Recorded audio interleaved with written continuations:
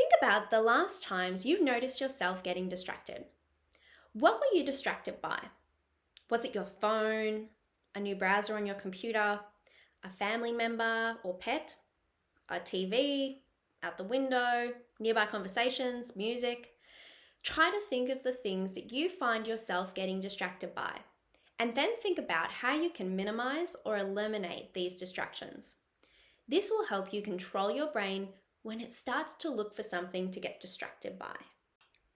Now that you know some of the things that your brain likes to get distracted by, I recommend following these 5 steps that you can take to help you manage these distractions. Number 1 is to remove the distraction. The best way to manage a distraction is to remove it, or put up barriers to make it harder to get distracted by that thing, because the more steps that you need to go through, the easier it will be to resist that distraction. For example, put your phone in a different room if you find that you are often distracted by your phone that's sitting next to you. Is the TV or music distracting you? Turn it off or put on noise-cancelling headphones and face away from the TV. Are people or noises distracting you? Find a quiet place and close the door.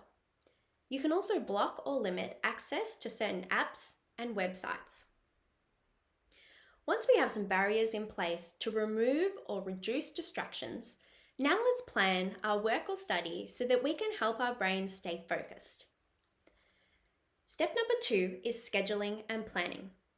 When planning and scheduling in your study time, think about times of the day when you are most easily distracted.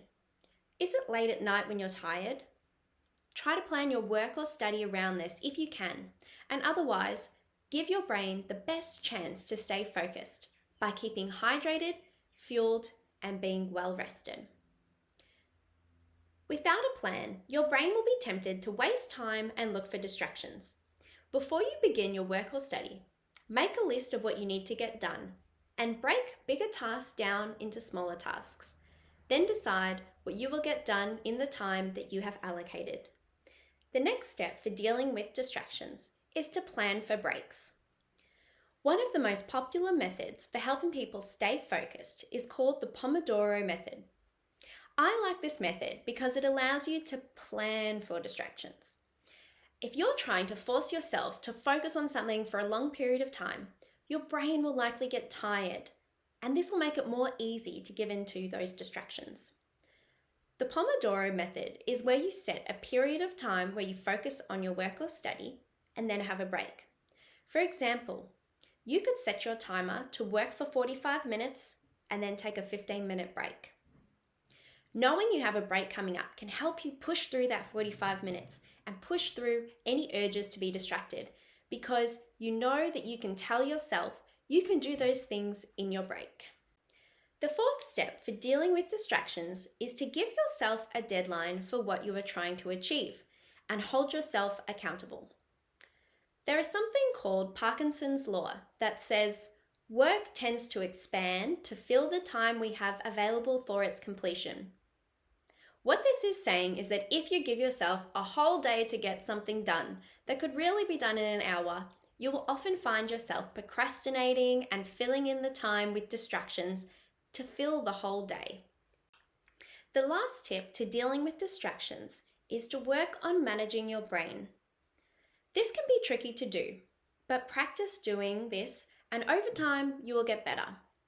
When you notice your brain getting distracted, try to take a deep breath and purposefully decide not to react to it. For example, if you notice having the thought, I wonder if my friends replied to my message I sent them earlier, and you think about picking up your phone, or you do automatically pick up your phone without thinking, and then you realize that you're being distracted, say to yourself, I'm being distracted right now. I don't want to be distracted. I will check my phone once I've finished my work. Practicing doing this will help you notice and stop when you are distracted or catch yourself before it even happens. If you like, you can write down what distracted you when this happens, for example, your phone, and why you think you got distracted. For example, were you feeling bored or hungry or stuck? Once you have it written down, you can then have a look at this list and plan for the next time this happens and try to remove or manage that distraction. For example, try to fix the problem of being bored or tired rather than allowing yourself to get distracted. If you find you get distracted because something pops into your head that you don't want to forget, what you can do is write it down on a piece of paper and then you can look at it later and then refocus on your work so you're not getting distracted about all these little things that pop into your mind while you're working. One last tip that can help you trick your brain into staying focused is to pretend that you're being watched by your teacher and that you'll get in trouble if you are on your phone or watching TV instead of your work. This will trick your brain into feeling like you have to stay focused and you can't give in to distractions.